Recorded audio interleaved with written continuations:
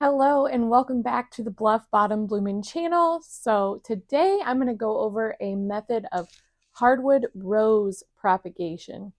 And so this is going to be a two-part series. I'm actually going to start filming the second part today, but I wanted to do a little intro to the first video. And so if you want to learn how to propagate roses using a hardwood rose propagation method, then you want to stay tuned for this video. I'm just going to end up potting these cuttings up, but I actually took them in January.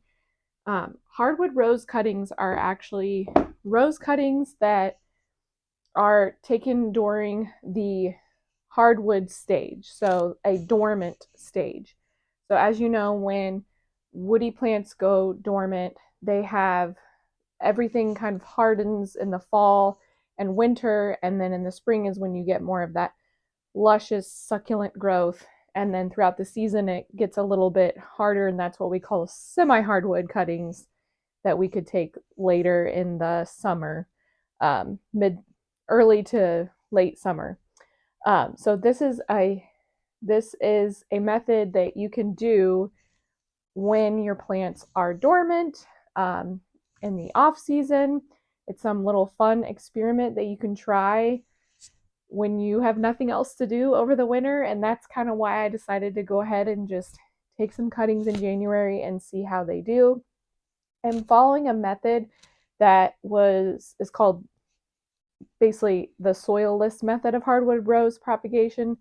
And this was coined by Jason from Fraser Valley Rose Farm on YouTube. So if you want to give some of his videos a watch or follow, he's been a great resource. I love listening to everything that he has to put out there. So I thought I would go ahead and try it on my own property in my own circumstances here in West Central Illinois and see how it goes for me. So let's dive into the video. That I have here I have a plastic bin and I have some baggies, and each of the baggies has the label, the date, and the variety name on it.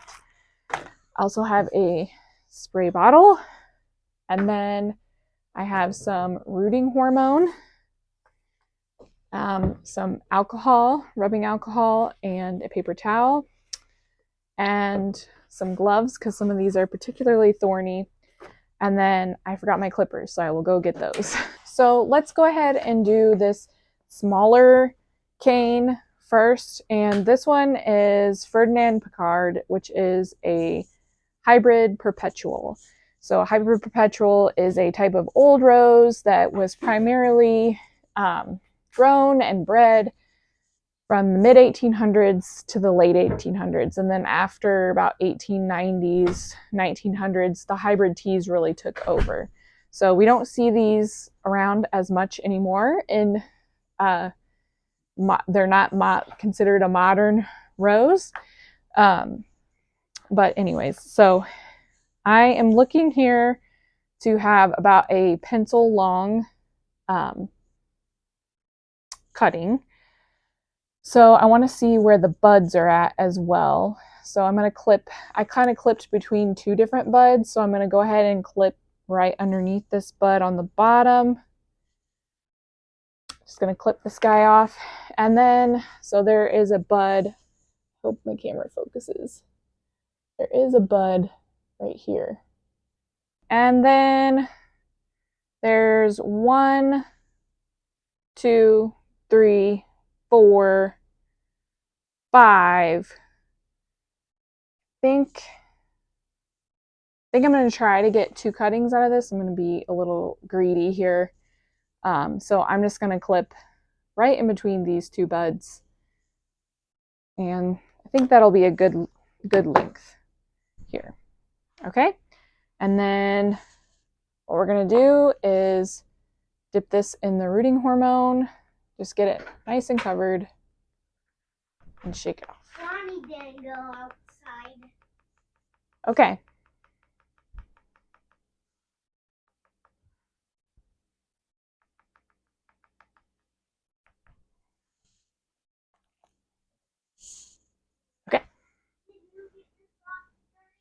Now I'm going to grab I'm just going to go ahead and grab the baggie, so these are all together so I don't get them confused. And I'm going to put this is what I'm going to do.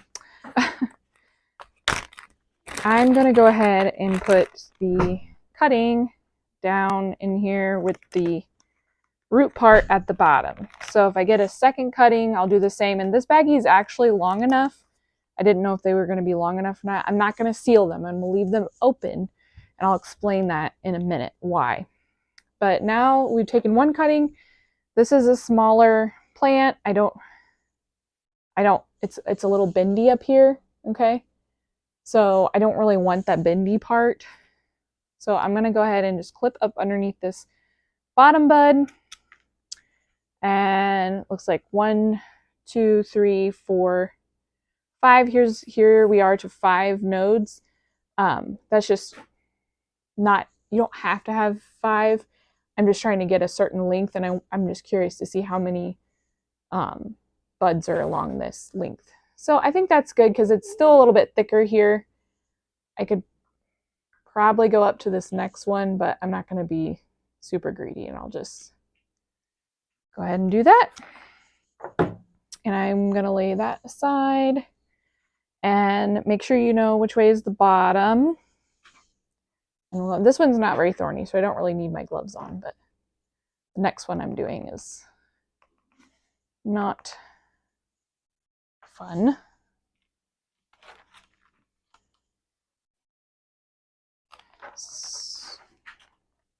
I'm just going to keep them like that. That one is done. So I got 2 cuttings out of that one. And then disinfect and move on to the next one.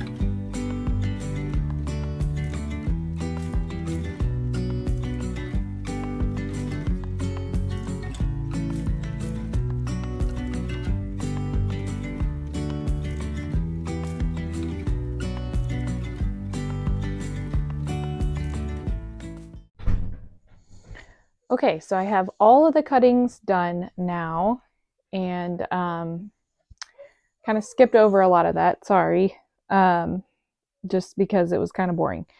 But okay, so this is the first one I did. I only got 2 cuttings from it. This is the Ferdinand Picard, the hybrid perpetual.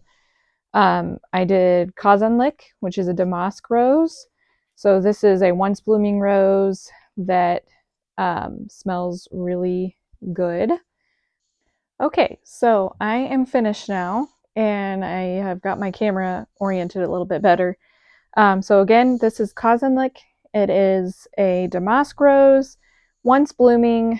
They use those a lot for making the like rose water and rose absolute and stuff like that. So very, very fragrant. Damask roses are used a lot, like over in Bulgaria and stuff, where they make a lot of that stuff. Okay, so and Madame Ernst Cavat. It's a bourbon rose. Can be like a climbing rose. So notice how the roses, like based on their ancestry, they kind of they have similar appearances. So these are bourbons and hybrid perpetuals are kind of related. So whereas like Kazanlik and I don't know, it's just very interesting to see the differences in the way the the thorns are, the habit and all of that. Anyway, so these are all dipped in rooting hormone too. So Madame Ernst Calvat, this is Henry Martin. This is a moss rose. I took this one as last minute, but I think I got 4 cuttings off of that, so that's great. And then the last one is Scabrosa. Truth be told, with Scabrosa, I could have probably just dug up some of the suckers that it's producing. It's a rugosa rose.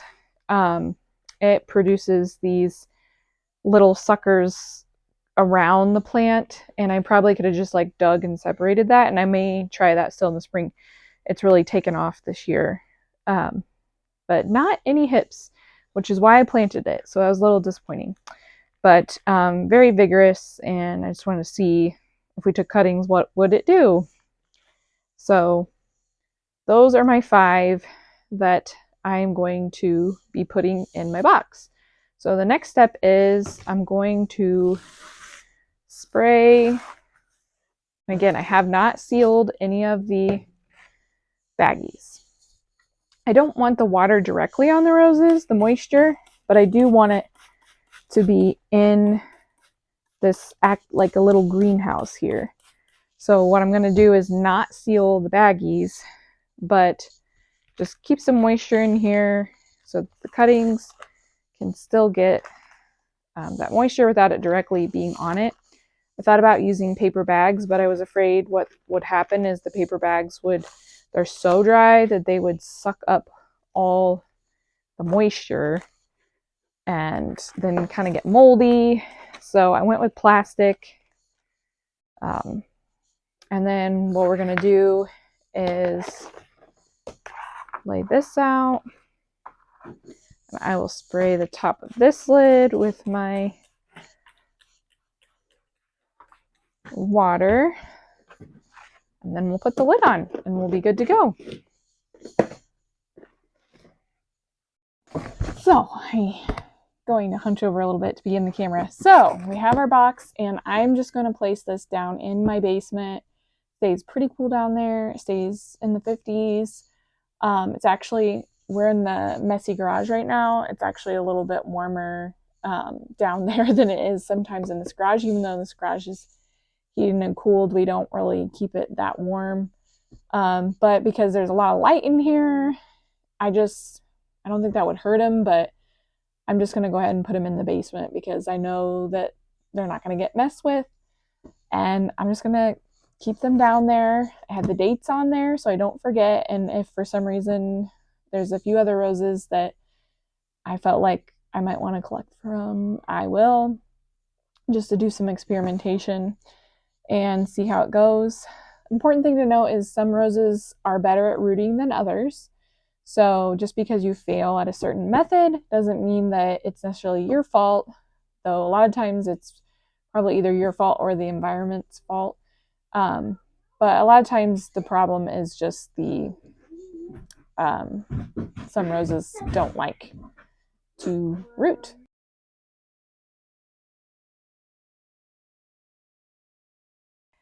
Okay, it has been about 4 to 5 weeks since I recorded the video on our hardwood rose cuttings. And just to recap, I'm using the soilless method that Jason from Fraser Valley Rose Farm has discussed on his channel. So I wanted to give you an update on how my cuttings are doing in their little box here. So these have been in my basement, and I have checked on them a couple times. I tried not to be a little mother hen, but I have checked on them a couple times just to make sure that everything's going well and there wasn't some sort of mold or anything like that. And to recap, I just misted the inside of this box. So I did, when I checked on them, I did remist the box because it is very dry in my basement.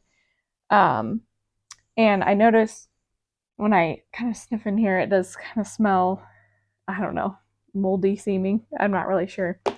So, but everything looks pretty good so far. So we're just going to go through some of these cuttings to show you what they look like. And remember, I did not seal the baggies, but in general, the baggies on the inside should not be wet.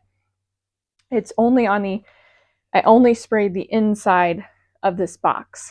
And really, when I remisted it, I only sprayed the top of the lid, basically. I didn't remist the bottom or anything like that. So this one here is Madame Ernst Calvat. It is a bourbon rose. And yes, I have the date here. January 9th is whenever I took the cuttings and did all of the processing. So if you can look really closely here, let me get my camera to focus. You see that, you see how the bottom of this cutting, show it focus. Okay. You see how the bottom of this cutting kind of has like a ring around it? That is all, it's not going to focus. There we go. That is all callusing that is occurring around the bottom. Like that's not what it looked like whenever I took the cutting. So that is very encouraging to me.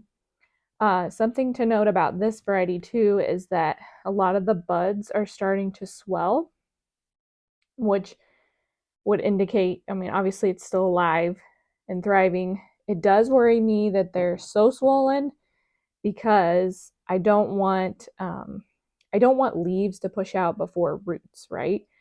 So, but it is very encouraging to me to see all that callusing on the bottom.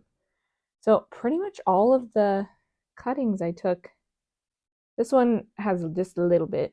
This one could be questionable, but pretty much all the cuttings in this little batch here have a nice layer of callusing going on. So what that means is that these are ready to be potted up. Again, a little concern that some of these buds are really starting to push out. I just don't want too much bud and leaf growth before I get root growth, because it seems like that can be a problem with roses, and I may not have success. But we're going to go ahead and pot these up as soon as we can. Here I have Henry Martin, which is a moss rose, and that's the one on this side. And then I have a hybrid perpetual called Ferdinand Picard, which is this side. So hybrid perpetuals and bourbon roses are related. So you can kind of, this was my Madame Ernst Calvat. You can see how there's a lot less thorns. They have very similar texture to their stems and canes and all of that. Whereas with these moss roses, I mean, look at all those little tiny prickles, and big ones and little ones and all sorts of shapes and sizes.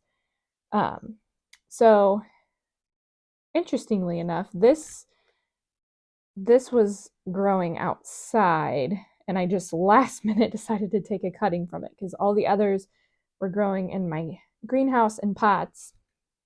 But again, I'm kind of seeing the same thing with the Ferdinand.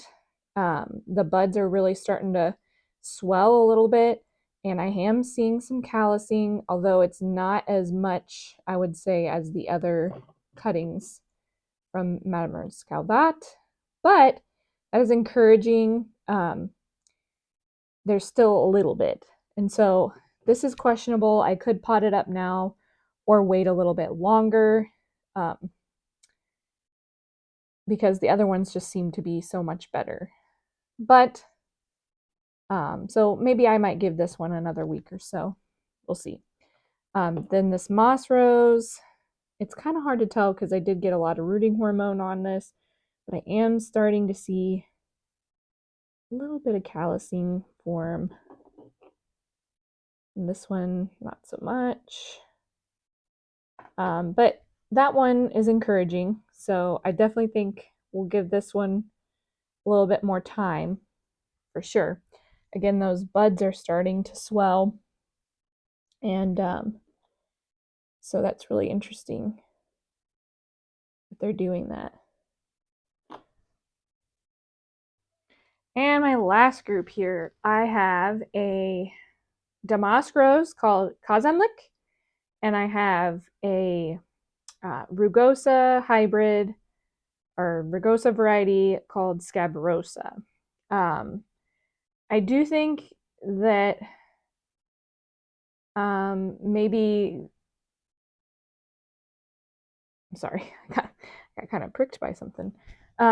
I do think that this one seems to sucker a little bit. I don't know if that's common because some people say that they don't, but it does seem to sucker a little bit. So, a better method of propagation for scabrosa would probably be to just dig out the suckers and separate them from the main plant.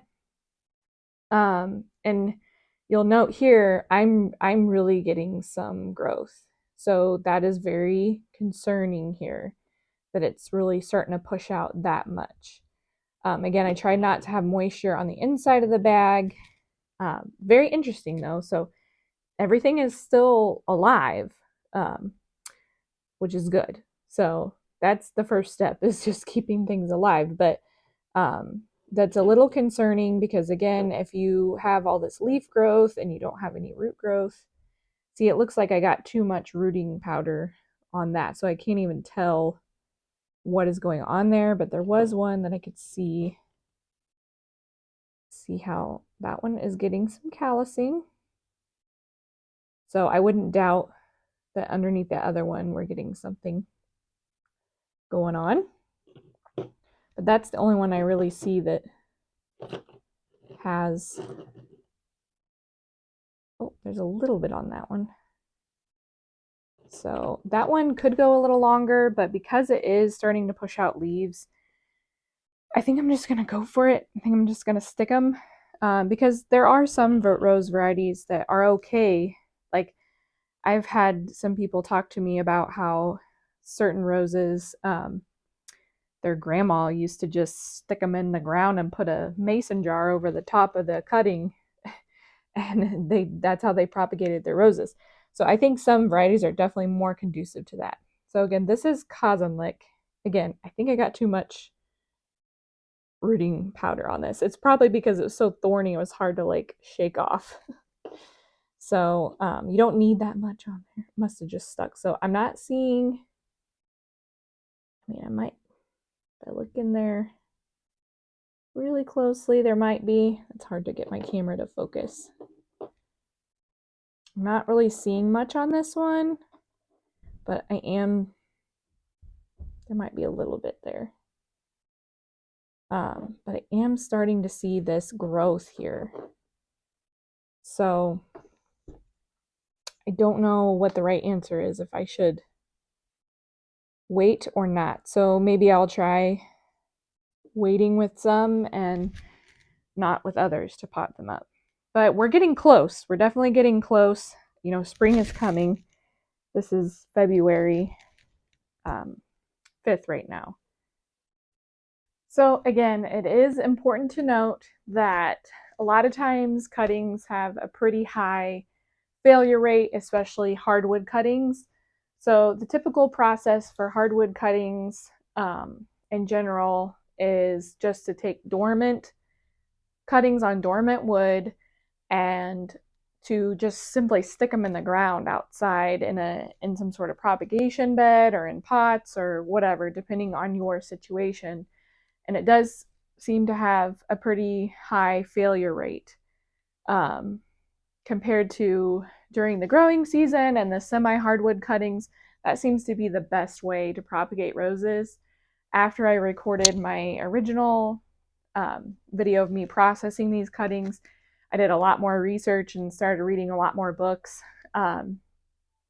from people that actually do propagate roses for a living. And so it's been really interesting to just see where maybe I've gone wrong in the past, with at least with the semi-hardwood cuttings.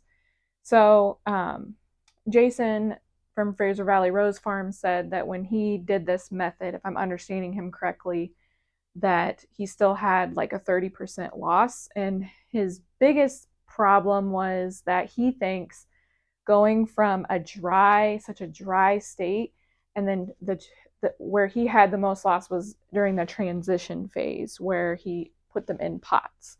And he thinks that because it went from such a dry circumstance to such a moist circumstance where he's potting them up into moist soil and maybe had them under mist or something like that, it was just too much. The acclimation was too much for the rose cuttings. So I am for sure going to pot up the roses with the callusing occurring on them. I am 90 or probably 85% sure that I am going to pot up the roses that maybe didn't show signs of callusing, but those buds are really bursting forth, like on the scabrosa. It does seem to be a more vigorous rose. I think it could handle me sticking it in the ground now. One thing to know is that Jason went ahead and re-dipped the roses in fresh rooting hormone, and so I'm going to go ahead and do that just to make sure we're getting everything, crossing all of our T's and dotting our I's. So that is my goal, is to pot up what I think could be potted up. There was one variety in here, I think it was the Henry Martin, that I may hold off on for a couple weeks. I'm looking at this Ferdinand Picard now, and I know I said I'd hold off, but it does have some callusing on it, so I think I'm going to go ahead and just pot that one up. So I will do another video so that this one doesn't get too long, where I update everyone on how that's going. Okay guys, thank you so much for watching the video. I hope that you are really excited to maybe try this out. If you're watching this and it's still basically winter time and your roses are dormant, you can go ahead and try this method. Go ahead and get started. Part 2 will be coming soon. I'm basically going to cover potting up the roses after they've calloused over, and then I'll be covering also just the rooting process. So today I'm potting up, and then later on I'll be showing you guys if they rooted and what that looks like and when they're ready to go outside and all of that stuff, and what my success rate was basically. So stay tuned for that. One more thing to add is that we are having a bare root rose sale. So here I'm starting my own little small heirloom rose nursery or old-fashioned rose nursery. But in the meantime, right now, I have gotten my hands on some really beautiful varieties that are more modern, and some that I have in my own garden I truly do love. And so we are offering shipping this year in the 2024 season. I'm really excited to be offering that, but that's only going to be until basically late March 2024. So if you would like to purchase a bare root rose from us, you need to get your order placed before then, and we will be shipping those out as soon as we receive them and inspect them.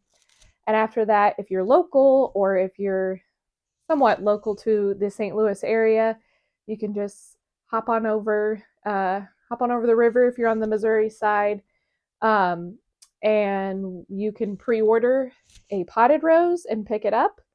Same with bare roots, you can do that too. And we will have potted roses, so everything we don't sell bare root will be potted up, and then we'll sell that until the fall or until we sell out. So I encourage you guys to at least sign up for our email list so you can learn more about our little nursery and stay up to date on videos, blog posts, all of that stuff. But I encourage you guys to order from us if you can, because it's just really exciting, and we have a lot of exciting things coming in the future, and I would really appreciate your support. So thank you again for watching this video.